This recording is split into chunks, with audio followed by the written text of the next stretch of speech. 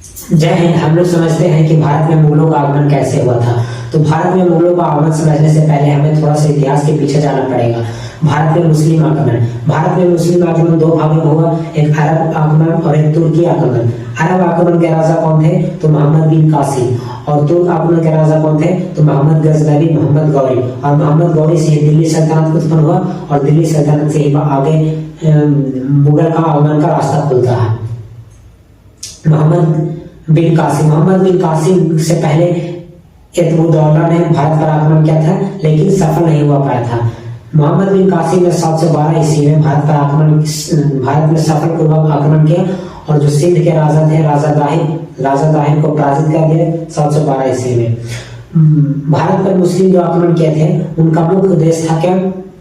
तो उनका मुख्य उद्देश्य धन लूटना और साथ ही साथ इस्लाम धर्म को प्रचार प्रसार करना, ना कि साम्राज्य को बढ़ाना। जब मोहम्मद बिन कासिम ने भारत पर आक्रमण किया और राजा दाहिर को हरा दिया, रावण के युद्ध में जब राजा दाहिर हार गए, पराजय हो गए, तो उसके बाद 713 ईस्वी में मोहम्मद बिन कासिम ने मुल्तान पर आक्रमण किया और वहां से इतना सोना लूटा कि वहां उसको बहुत बड़ा सोने का भंडार मिला, जिससे उसने स्वर्ण नगरी कहा। मोहम्मद बिन कासिम ने जजिया कर लगाया और साथ ही साथ सिंध में ऊंट पालने एवं खजूर की खेती करने का प्रचलन शुरू किया। इस प्रकार मोहम्मद बिन कासिम ने भारत पर आक्रमण थी, धन दौलत लूटकर चला गया। फिर आता है तुर्की आक्रमण। तुर्की आक्रमण में दो राजा थे, कौन कौन? मोहम्मद गजनवी और मोहम्मद गौरी। और उसी से उत्पन्न होता है दिल्ली सल्तनत। मोहम्मद गजनवी का जो था वह सुबुकुद्दीन का पुत्र था। ध्यान समझिएगा, सुबुकुद्दीन का पुत्र। सुबुकुद्दीन कहाँ का था? तो अफगान का गजनी था, यानी अफगान का बादशाह था सुबुकुद्दीन को। मोहम्मद गजनवी ने 998 ईस्वी में वह गद्दी पर बैठा और 1001 ईस्वी में पंजाब के हिंदू शाही वंश पर आक्रमण किया और वहां के राजा थे जयपाल। उस समय वहां की राजधानी वहीं थी। जब राजा जयपाल हार गए तो उसने आत्महत्या कर ली। एकमात्र ऐसा राजा जिसने हार की वजह से आत्महत्या कर लिए थे राजा जयपाल थे 1001 ईस्वी में। 1000 से 1027 ईस्वी के बीच मोहम्मद गजनवी ने भारत पर 17 बार आक्रमण किए थे। इन 27 सालों में भारत पर 17 बार आक्रमण कौन किया था? मोहम्मद गजनवी। सबसे फेमस आक्रमण था 1025 से 1026 के बीच, जो सोमनाथ मंदिर पर लूटा था। उस समय राजा थे भीमप्रथन। उस समय लगभग 50,000 से ज्यादा लोग मारे गए थे और जो सोमनाथ मंदिर था मोहम्मद गजनवी ने सब ध्वस्त कर दिया। वहां से जितना सोना था लूट कर अपने गुजरात के सौराष्ट्र प्रांत के होते हुए रेगिस्तान से अपने क्षेत्र की ओर चला गया, सौराष्ट्र प्रांत के हिसाब से चला गया। फिर आता है दूसरा चरण क्या? मोहम्मद गौरी का पूरा नाम मोइजुद्दीन मोहम्मद बिन शाम यानी शिहाबुद्दीन था। मोहम्मद गौरी का पूरा नाम मोइजुद्दीन मोहम्मद बिन शाम था, जिसने 1178 ईस्वी में 1173 ईस्वी में गद्दी पर बैठा, यानी कि गद्दी पर बैठा। और उसके अगले 2 साल बाद ही 1175 में मुल्तान एवं सिंध पर आक्रमण कर दिया। फिर 1178 ईस्वी में पंजाब के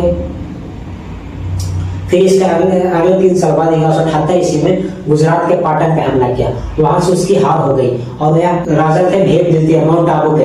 उस समय मोहम्मद गजनवी की हार हो गई। फिर उसने पेशावर जीता, लाहौर जीता और आसपास लाहौर का केंद्र बना लिया।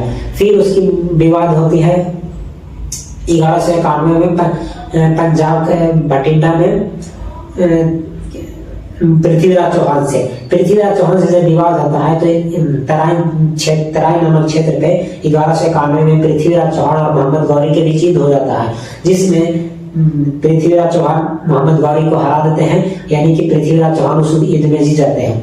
फिर उसके अगले साल 1192 ईस्वी में तराई में ही दूसरा युद्ध होता है मोहम्मद गौरी और पृथ्वीराज चौहान को, लेकिन इस बार नतीजा उल्टा रहता है। पृथ्वीराज चौहान सुधार जाते हैं और इसके हारने के वजह थे कि जो मोहम्मद गौरी था वह पृथ्वीराज चौहान के सेनापति जयचंद को मिला लिया था, इसी कारण से वह युद्ध हार गए। फिर इस प्रकार से मोहम्मद गौरी अपना धन लूटकर जब जा रहा था तो मोहम्मद गौरी का कोई पुत्र नहीं था, इसलिए वह उसका एक गुलाम था कुतुबुद्दीन ऐबक। और कुतुबुद्दीन ऐबक का सेनापति था बख्तियार खिलजी, जिसने नालंदा विश्वविद्यालय को ध्वस्त किया था। तो जब मोहम्मद गौरी यहाँ से जीत कर जा रहा था तो जितना धन लूटा था और जितना धन लूटकर तो जा रहा था, लेकिन जो भारत में जीते हुए प्रदेश था, क्षेत्र था, वह कुतुबुद्दीन ऐबक को दे दिया। और इस प्रकार से कुतुबुद्दीन ऐबक ने गुलाम वंश की स्थापना कर दिया और दिल्ली सल्तनत का निर्माण हो गया। तो इसके बाद आया 5 वंश, गुलाम वंश, तुगलक वंश, सैयद वंश और खिलजी वंश और लोधी वंश। तो गुलाम वंश का संस्थापक कौन क्या? कुतुबुद्दीन ऐबक। कुतुबुद्दीन ऐबक कौन था? मोहम्मद गौरी का गुलाम। मोहम्मद गौरी का कोई पुत्र नहीं था, इसलिए वह चला गया और कुतुबुद्दीन ऐबक को ही अपना साम्राज्य सौंप दिया। फिर जब दिल्ली सल्तनत में आखिरी वंश बचता है लोधी वंश। लोधी वंश का संस्थापक था बहलोल लोधी और उसका अंतिम राजा था इब्राहिम लोधी। इब्राहिम लोधी और राणा सांगा के आपस में युद्ध हो गया। तो राणा सांगा और इब्राहिम लोधी के ही कोई संबंधी था जो बाबर को आमंत्रण भेजते हैं फरगाना में युद्ध लड़ने के लिए। तो बाबर भारत पर आक्रमण करना भी चाहता था और बाबर यहाँ रहना भी चाहता था। तो इससे पहले भी बाबर 4 बार आक्रमण कर चुका था, लेकिन जब कोई अपना ही राजा बाबर को आमंत्रण भेजा तो वह आ गया और पानीपत में 1526 ईस्वी में बाबर और इब्राहिम लोधी के बीच युद्ध हुआ और इसमें बाबर तोप खाने के चलते यह युद्ध जीत गया, पानीपत का प्रथम युद्ध। और तभी से भारत में मुगलों का आगमन हो गया और उसी दिन से भारत में मुगलों को बसने लगे और इस दिन से दिल्ली सल्तनत समाप्त हो गया और नया वंश का उदय हुआ, मुगल वंश।